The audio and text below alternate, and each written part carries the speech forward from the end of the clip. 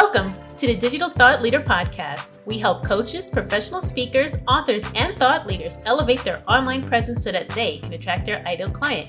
We give you the resources, tips, motivations, and success stories to help you step out of your comfort zone and share your God-given talents with the world. I'm your host, Kimberly Inez Mays. Now let's get it started. Hi there, this is Kimberly Mays. I'm founder of Foolishly Creative. My team and I help coaches, professional speakers, authors, and thought leaders elevate their online presence so that they can attract their ideal client. This is the very first episode of the Digital Thought Leader, and I am super excited to be sharing my knowledge, tips, tricks, and tools with all of you. This first episode is just going to be me and you because I really need you to understand what a digital thought leader is and how that applies to your business. You may not have thought of yourself as a thought leader, but if you are sharing products, information, tools, tips, if you are in the coaching, consulting, or speaking space, you are definitely a thought leader. And why I chose digital thought leader is because businesses are now utilizing the online space more than ever. In these times, I think it is important to really make sure that you have a strong and cohesive online presence so that you can expand your reach and influence more people, because that's what it's all about. Being a digital thought leader is a mission-driven endeavor, and I know all of us are up to the task.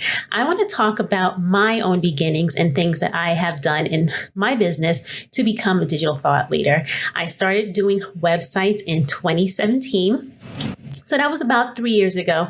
I launched Foolishly Creative, and Foolishly Creative was a web design, and still is, a web design, branding, and marketing company. And we cater to coaches, thought leaders, authors, speakers, because we know what it is that they need. We know what it is that they want to do, and we are excited to share our talents and everything that we know so that we can help these business owners. And when I first started out, if you don't know me by now, I am a very introverted person. I tend to be reserved. I tend to be quiet. So all of my life, people would say, "Why are you so quiet? Is everything okay?" They would assume something is wrong because I was not speaking. And I think it's okay to not speak when you don't have anything to say.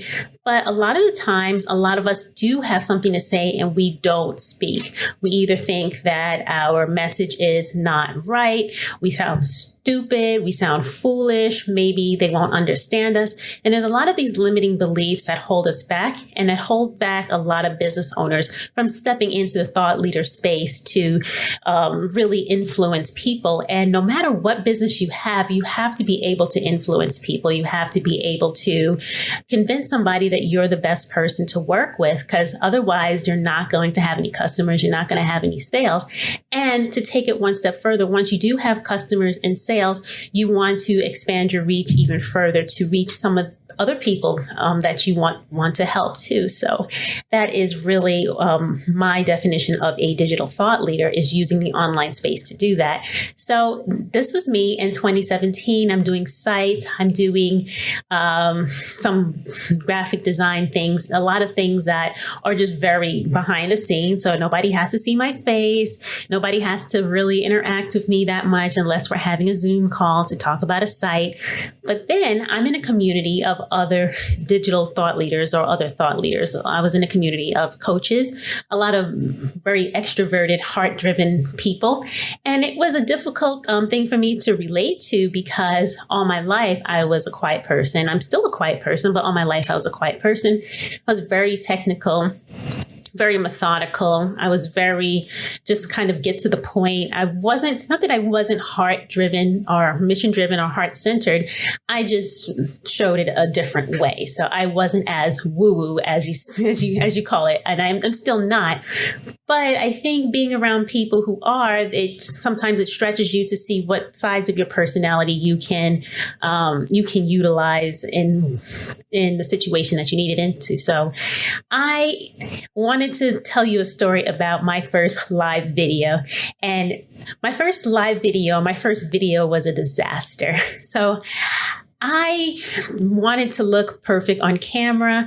I haven't really done a lot of videos before, or if I've done videos, they weren't for a professional purpose. So I'm writing this perfect script. I'm rehearsing, doing take after take after take. And it's really frustrating, really exhausting for me to be doing all of this.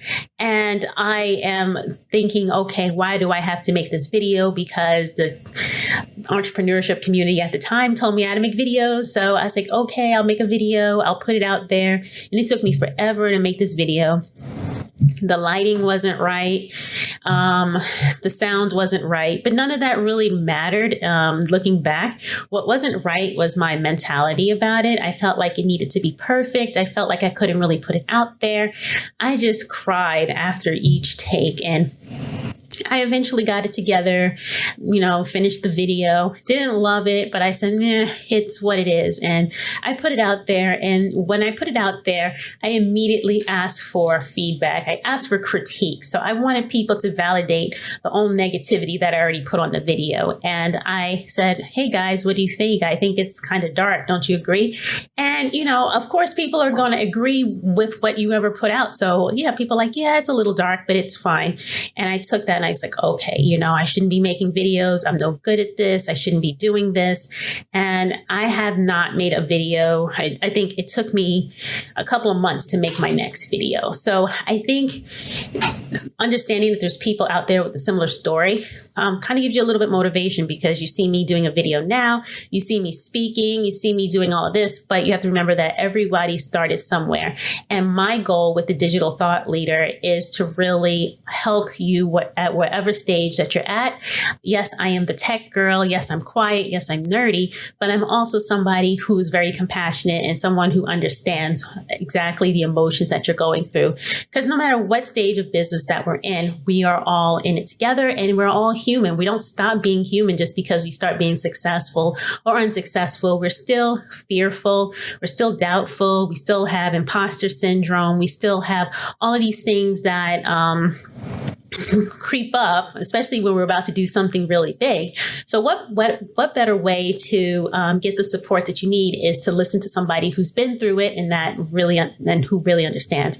And in this podcast series, I'm going to be interviewing other entrepreneurs, other business owners, especially coaches, consultants, authors, thought leaders, speakers, business owners from all different industries, sales, wellness, you name it, relationship coaches. I'm going to be interviewing a lot of people who can inspire you to take that action, and they'll tell their own story. They'll tell some tips and tricks and what got them to their aha moment. And it's going to be very raw and very real, because I really want to make sure that we are honest with each other, and I want to make sure that we are building together. And that is what the Digital Thought Leader is all about. It's about helping people through the online space, through using what we know, our areas of expertise, our zone of genius, so that we can influence the world. And I know I've really said a lot, and I know I tend to say the same things over and over, but it's true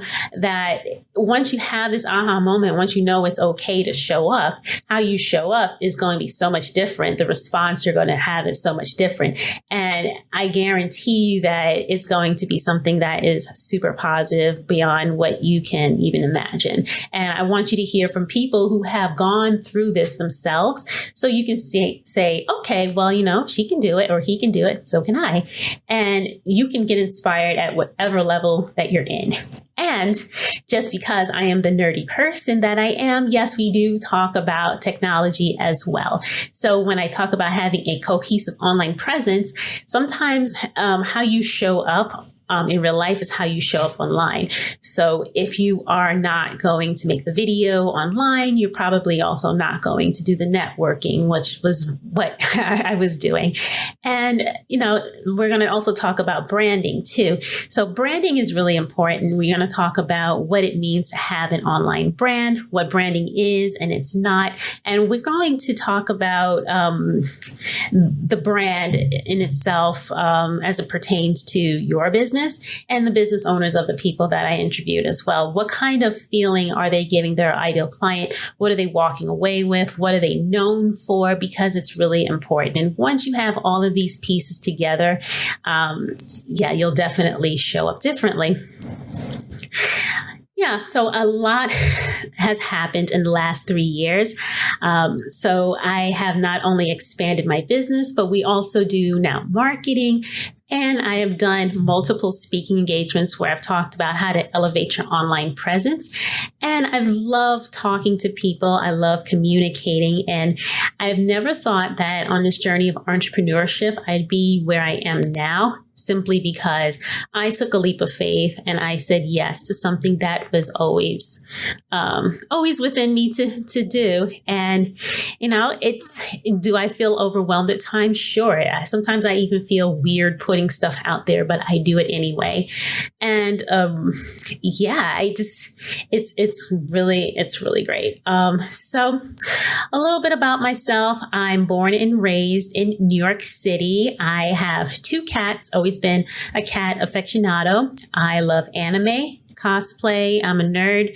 I love just watching television, watching movies. Video gaming is huge. I've done belly dancing for probably about a good decade and a half. I went to Fordham University where I majored in computer science and information science, and then got an MBA from Baruch College. So yeah, I've done a lot of things in the tech space. You can get an idea of the type of person that I am.